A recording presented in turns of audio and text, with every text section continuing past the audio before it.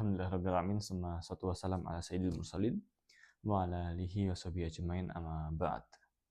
Insyaallah hari ini ya kita akan membahas tentang kajian pranikah. Ternyata nikah itu tidak sesimpel yang kita bayangkan gitu ya. Banyak sekali pernikahan-pernikahan yang digelar dengan resepsi yang sangat mewah. Kemudian didatangkan mungkin hiburan ya, artis atau apa, band misalkan. Makanannya sangat enak sekali gitu. Tamunya banyak, ribuan bahkan ya, puluhan ribu mungkin. Tetapi sayangnya pernikahan tidak sesimpel acara yang mewah itu aja. Ya. Pernikahan itu naik turun, pasang surut. Kadang kita marah ya, benci gitu. Itu ada dalam realita kehidupan saat setelah pernikahan. Kadang kita sayang sekali, kadang kita cinta sekali, ya. Kadang kita hidup seperti biasanya, kadang capek, kadang jenuh, ya, kadang bosan, itu ada semua. Jadi jarak mengukur apakah pernikahan itu bahagia atau tidak diukur dari seberapa mewah pernikahan itu. Banyak juga ya artis-artis mungkin kita sering lihat lah ya, wah pernikahannya luar biasa, besar sekali resepsinya, gitu kan, di gedung yang sangat mewah, bahkan pakai live di TV gitu ya. Tetapi umur pernikahannya mohon maaf tidak sampai 10 tahun. Nah, maka dari itu di sini kita lihat, oh ternyata besar atau kecilnya resepsi, ya, acara resepsi pernikahan itu tidak mempengaruhi dari umur ya pernikahan itu sendiri. Juga kita lihat banyak sekali perceraian-perceraian, kasus-kasus perceraian di Indonesia. Kasus yang paling tinggi adalah komunikasi. Atau mungkin udah ngerasa nggak cocok lagi, nggak sefrekuensi. Itu kasus yang paling tinggi. Ya. Jadi ternyata yang dibutuhkan manusia untuk menjadi pendamping hidup atau pasangan hidup itu adalah komunikasi. Orang yang bisa ngertiin kita, ngobrol kita, kemudian kita bercerita, dia bisa dengerin, ya. Kita lagi pengen berkeluh kesah, dia bisa menanggapi, gitu. Dan tentunya suami dan istri ini berbeda. Kalau istri misalkan, ya suami dengerin cerita istri, oh ini saya capek gini, saya butuh ini, didengerin. Ya. Tetapi ini beda hal ketika apa? Ketika yang cerita suami. Nah, kalau yang cerita suami, maka butuh oh masukan-masukan biasanya. Saran-saran solusi, kan? Karena biasanya kita ya cowok itu butuh yang namanya jalan keluar. Ya. Kita pengen cerita, pengen juga dapat feedback yang apa? Yang itu bentuknya masukan kayak gitu. Nah, ini jadi pernikahan itu ternyata butuh yang namanya teman hidup untuk ngobrol. Jadi, maka dari itu banyak kasus perceraian itu dimulai dari atau kasusnya adalah ya, sebabnya itu apa? Sebabnya itu adalah komunikasi. Udah ngerasa nggak cocok, visi misinya beda. Oh, kita sering lihat misalkan, oh artis A, figur A, tokoh A dengan istrinya si B gitu ya. Itu kalau di kamera happy kayaknya. Kalau di mungkin dia buat vlog atau apa, oh ini happy kayaknya. Pengen nanti kalau nikah seperti itu. Kalau rumah tangga seperti itu. Anak-anaknya happy, finansialnya bagus. Ternyata di balik itu cerai. Gara-gara kasusnya adalah pernikahan komunikasinya kurang baik, beda visi misi.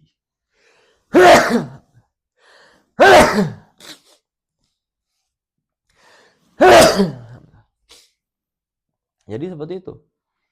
Ya, jadi pernikahan itu kita butuh teman hidup, teman ngobrol. Maka dari itu banyak sekali kasus-kasus itu terjadi karena memang ya tadi, ya komunikasi yang kurang, komunikasi yang buruk. Nah, kemudian kasus yang kedua atau sebab yang kedua adalah sebab finansial atau ekonomi. Artinya mereka menikah dulu, baru mapan kemudian, gitu ya. Saya minum dulu ini. Alhamdulillah. Jadi mereka menikah dulu, baru nantilah kita pikir bareng-bareng, cari jalan hidup bareng-bareng. Ya, oke, mungkin sebagian orang ini nggak ada masalah. Tetapi kalau kita merujuk pada sebab-sebab perceraian, ini menjadi masalah, yaitu masalah finansial, masalah ekonomi.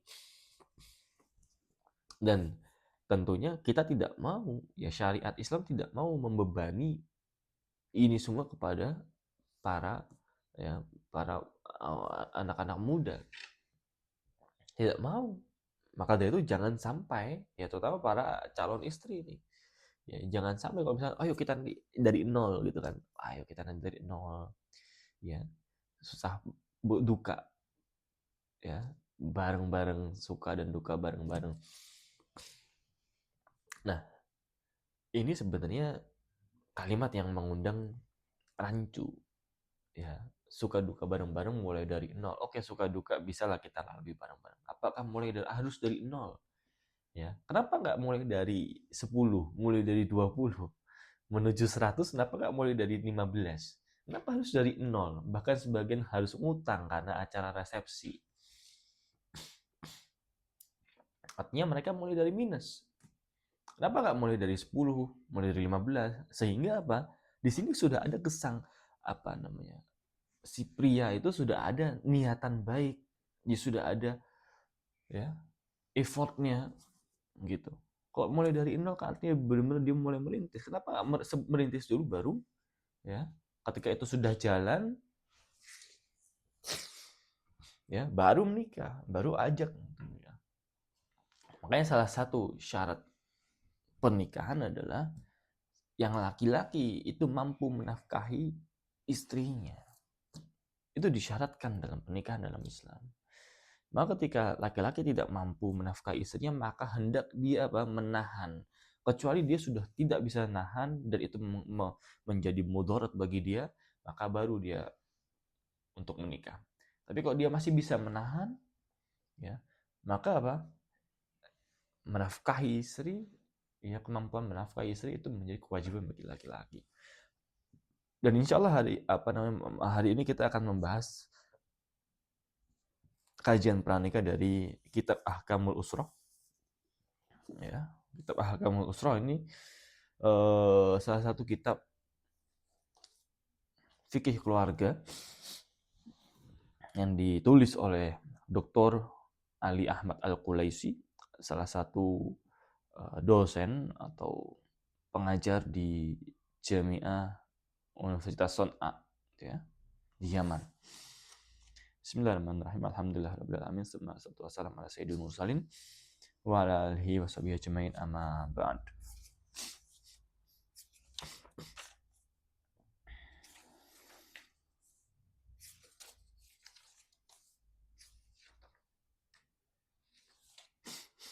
Ya. Al-mabhas fi masyru'iyatiz zawaj, atau dalam disyariatkannya zawaj atau pernikahan. Ya. Wa masyru'iyatiz zawaj fil Islam amrun la majalan lisyak fihi. Disebutkan di sini bahwasanya pernikahan dalam Islam itu adalah sesuatu yang tidak dapat diragukan lagi. Artinya apa? Islam mensyariatkan kita untuk menikah. Rasulullah SAW menikah, sahabat-sahabat menikah, nabi-nabi terdahulu menikah. Maka tidak ada kata yang namanya jomblo abadan tuh. Jomblo selamanya, nggak ada. Ya. Tidak, dari sini kita melihat bahwasanya Islam menantang konsep feminisme yang menganggap bahwasanya perempuan bisa mandiri tanpa laki-laki, tanpa harus menikah dengan laki-laki. Ini tentang dalam Islam. Dari sini kita bisa melihat bahwasanya Islam menantang konsep-konsep liberalisme yang mengatakan bahwasanya tanpa harus menikah kita bisa kok, ya, mohon maaf, berhubungan, ya, biologis, kemudian memiliki anak tanpa harus ada pernikahan. Tapi Islam menantang itu, ya.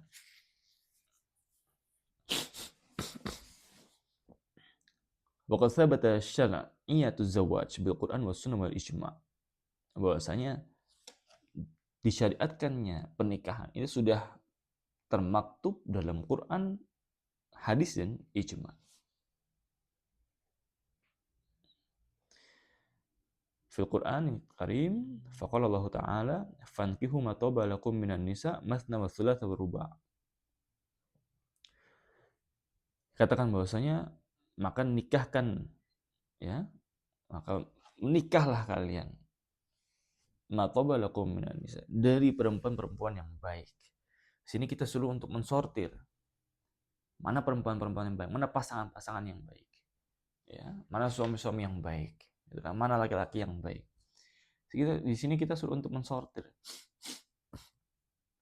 Kenapa? Karena nanti pasangan kita itu akan menjadi teman hidup kita. Kalau pasangan kita buruk, maka dampaknya akan ke kita. Kalau pasangan kita pemarah, dampaknya nanti kita. Kalau kita nggak ikut marah juga, mungkin kita bisa darah tinggi, mendem, ya, mendem amarah, mendem emosi.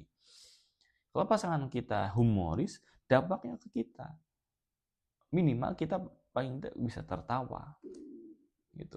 Atau mungkin bisa bersendau gurau, ya. Kalau pasangan kita sabar, dampaknya ke kita. Kita nanti bisa lapang dada misalkan. Belajar untuk lapang dada minimal. Seperti itu. Nah, fankihu matoba lakum minan nisa. Maka nikah kalian, ya, matoba lakum minan nisa, dari, ya, perempuan-perempuan yang baik. Makna ini tidak hanya maksudnya untuk perempuan saja, tapi juga dari untuk laki-laki yang baik, ya, dari laki-laki yang baik, kayak gitu. Masna wa thulatha wa ruba'. Ada konsep poligami dalam Islam. Ya, masna wa thulatha wa ruba'. 2, 3 atau 4 pasangan. Maksudnya adalah di sini kita bisa menikah dengan 2 wanita, 3 wanita, 4 wanita. Mungkin kaum feminisme akan menantang ayat ini. Oke, fankihu ma taba lakum minan nisa, oke. Tapi masna wa thulatha wa ruba', no, katanya. Enggak mau dong kita diduakan, ditigakan. Tapi nyatanya, ya, konsep itu datang atau lahir dari Barat, yang dimana Barat itu memiliki ideologi liberalisme.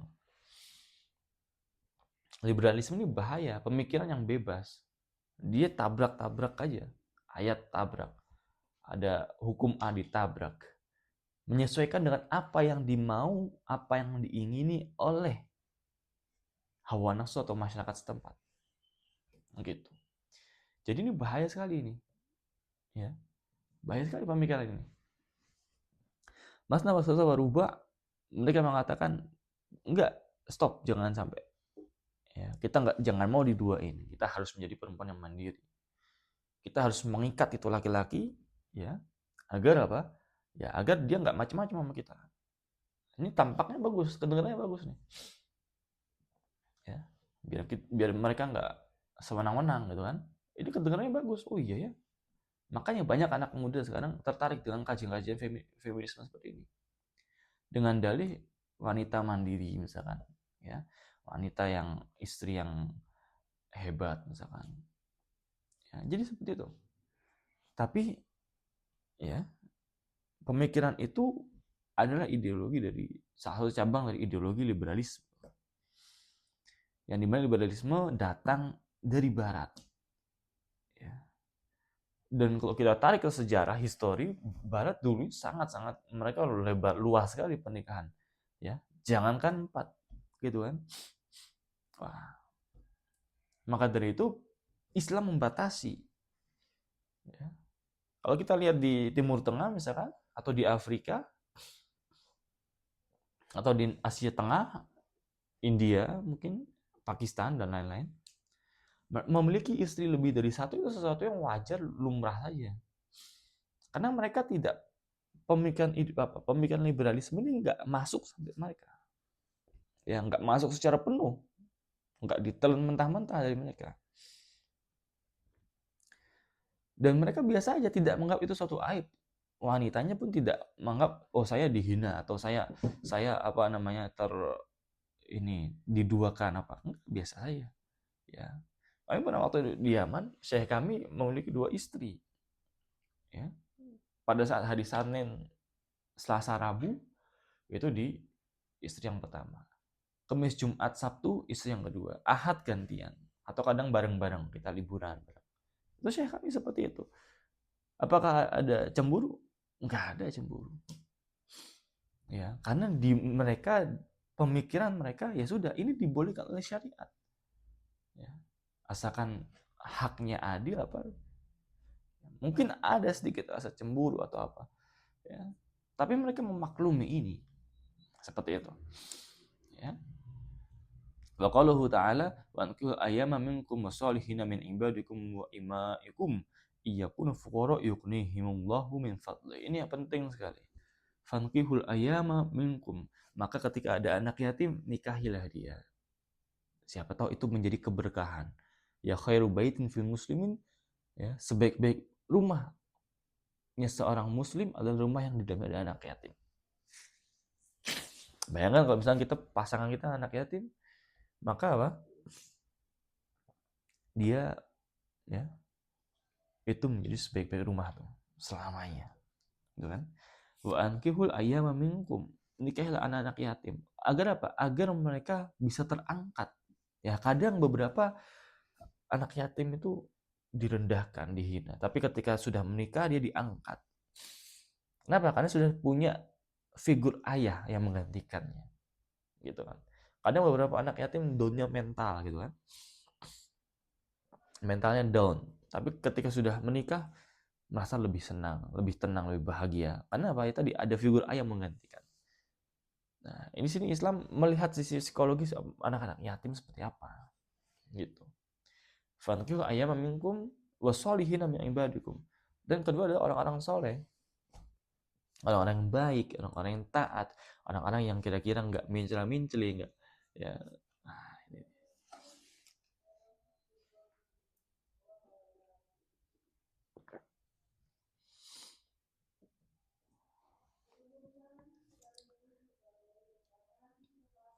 Kemudian yang ketiga adalah wa imaikum. Ya, imaikum ini budak-budak perempuan, ya, agar untuk mengangkat derajat budak. Jadi Islam di sini ingin sangat-sangat manusia itu pengen setara. Yang merdeka, yang budak pengen setara. Kenapa? Kalau sudah diangkat, ya, kalau sudah dinikahi dengan sah, diangkat budaknya, sudah selesai, merdeka dia. Ya, imaikum in yakunu fuqara, apabila kamu fakir, apabila kamu kondisi ekonominya drop, apabila finansial kamu jatuh, yakunu fuqara. Berarti apa? Di sini Allah mengatakan mungkin bisa jadi saat kamu awal-awal menikah atau sebelum nikah finansial bagus. Karena ayat ini menggunakan diksi in yakunu. Apabila nanti suatu saat nanti ke depannya kamu menjadi fuqara, menjadi fakir. Ya. Bukan ingkanu atau ingkuntum, bukan. Kalau ingkuntum berarti sebelumnya. Kalau ingkuntum fuqara berarti apa? Sebelumnya, berarti sebelumnya kamu menjadi, saat sebelum nikah kamu fakir. Tapi enggak. Ya Allah tahu, ya.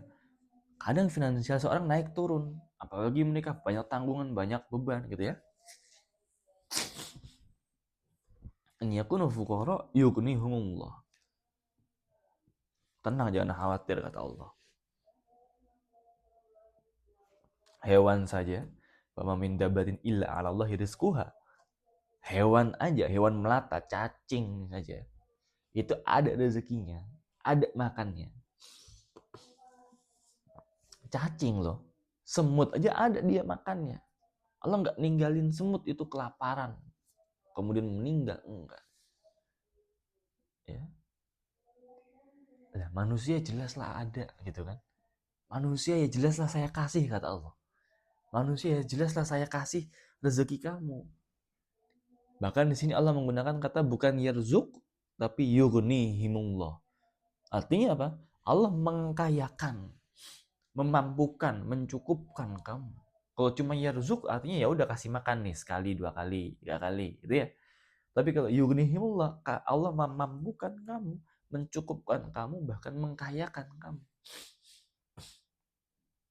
In yakunu fuqara, apabila kamu nanti setelah menikah drop finansial kamu menjadi miskin, menjadi fakir, ya, maka apa? Allah mengkayakan kamu nanti. Min fadlihi. Caranya gimana? Min haitsu la yahtasib. Ya, nggak ada yang tahu. Tiba-tiba ada aja katanya. Min fadlihi, ya, dari apa? Dari fadilah semua itu, dari keutamaan semua itu. Maka dari sini kita lihat bahwasanya Islam mensyariatkan pernikahan bukan hanya sekedar ya dilepas gitu saja, hanya sebatas akad kemudian enggak, tapi Islam mensyariatkan pernikahan tentunya dengan hikmah yang luar biasa, ya, dengan apa namanya, dengan syarat dan rukun yang ya sedemikian rupa agar apa? Agar para umat muslim tidak menyesali akan pernikahannya itu sendiri. Kemudian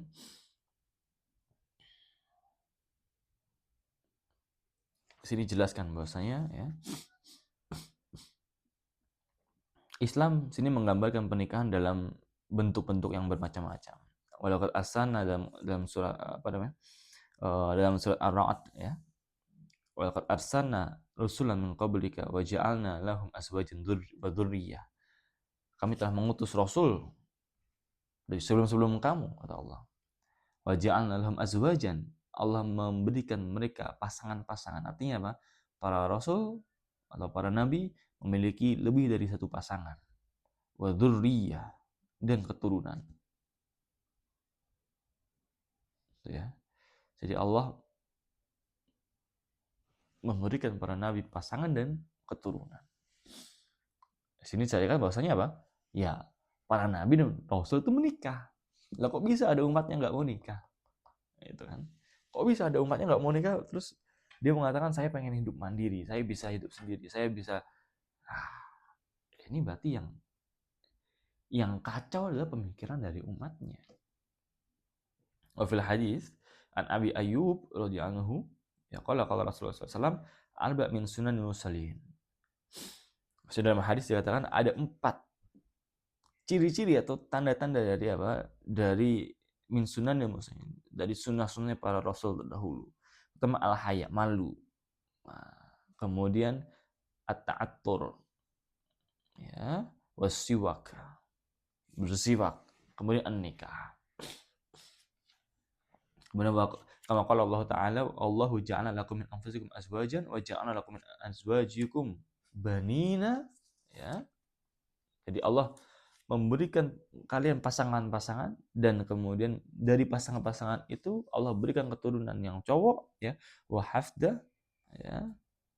Kemudian dari keturunan yang baik, ya, wa razaqakum minat thayyibat, dan Allah memberikan rezeki kalian dari sesuatu-sesuatu yang baik. Jadi kalau rezeki itu berkaitan dengan hal yang baik. Yang baik-baik itu berarti rezeki Allah, kesehatan, penglihatan, pendengaran, ya kita bisa olahraga dan lain-lain. Itu adalah rezeki dari Allah.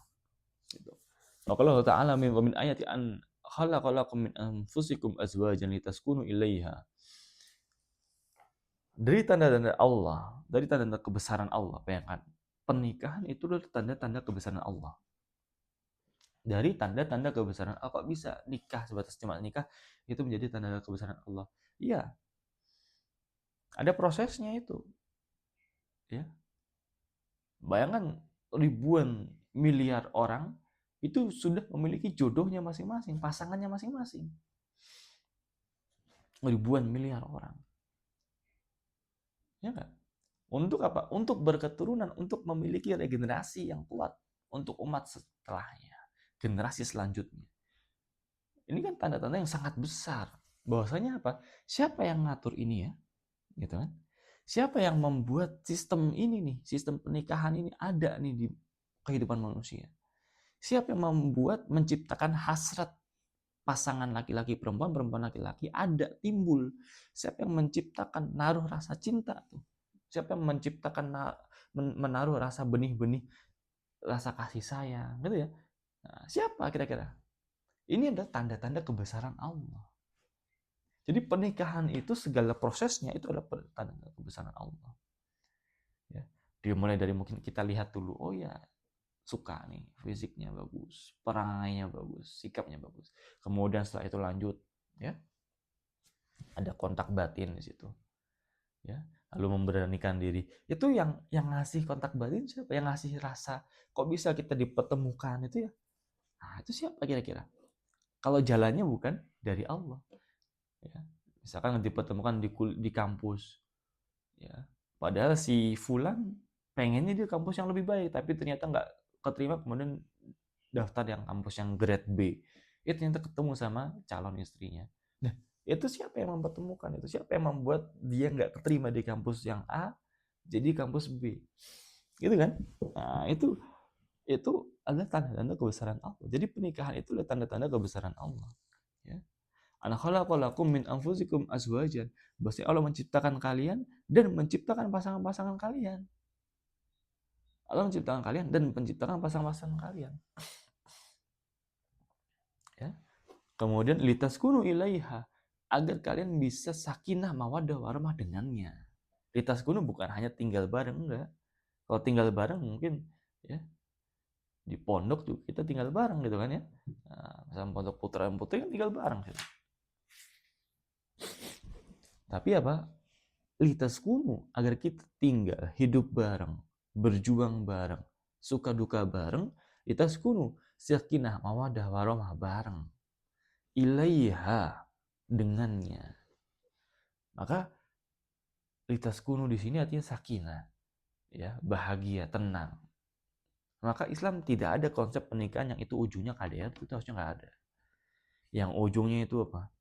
Ya, kekurangan ekonomi itu nggak ada harusnya. Gitu.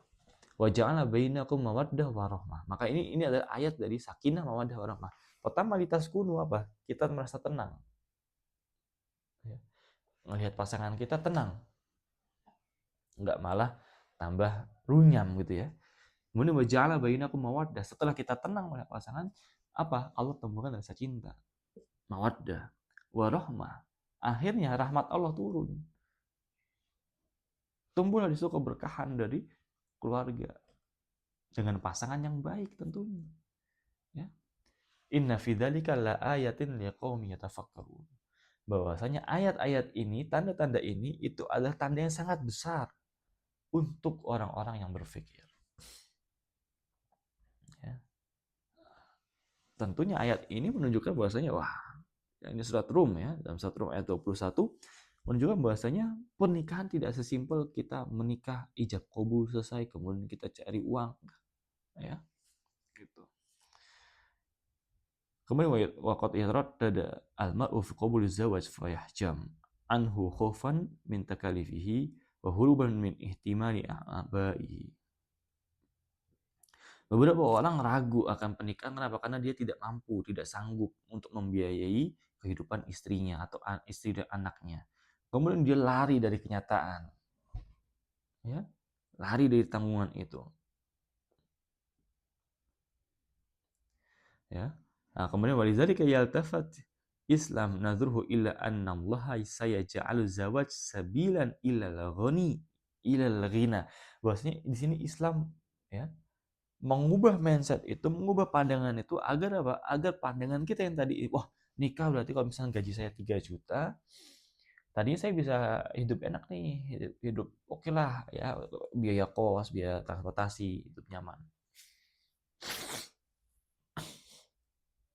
Kemudian kalau saya nikah nanti harus sewa rumah, berarti tambahan lagi, harus nafkahin istri, masaknya juga harus berdua, makannya berdua, apa-apa harus berdua. Ya, biaya tanggungan pulsa harus bayar berdua, ya benar berdua. Listriknya lebih mahal dan lain-lain. Itu kan? Ya. Nah, banyak sekali orang memandang pernikahan seperti itu.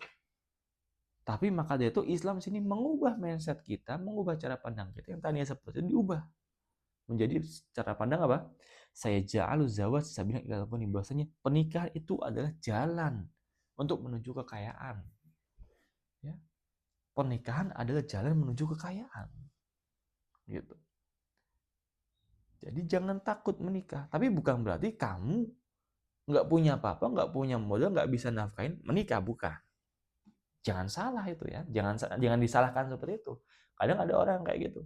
Wah nanti udahlah, nikah dulu nanti bakal dikasih rezeki sama Allah. Enggak, bukan seperti itu caranya. Ya. Kamu punya dulu konsep hidup kamu seperti apa, visi kamu seperti apa. Kamu jalani dulu itu rintisan kamu. Ya. Ketika kamu sudah merintis, oh ini kamu sudah punya pekerjaan ini, ya, baru kamu mulai beranikan untuk menikah. Bukan dari nol, benar dia belum punya pekerjaan, kemudian dia masih lontang-lantung, masih cari pekerjaan sana sini, lalu beranikan untuk menikah, tidak. Ya. Saya ingat salah satu yang disyaratkan adalah mampu menafkahi pasangan. Ya, seperti itu. Maka kita cukupkan dulu ya, insya Allah kita akan membahas di pertemuan depan tentang hikmah ya disyariatkannya menikah. Kafatul majlis subhanakallahumma wa bihamdika asyhadu an la ilaha illa anta astaghfiruka wa atubu ilaik. Wassallallahu sayyidina Muhammad. Syukran wa afu minna wa assalamualaikum warahmatullahi wabarakatuh.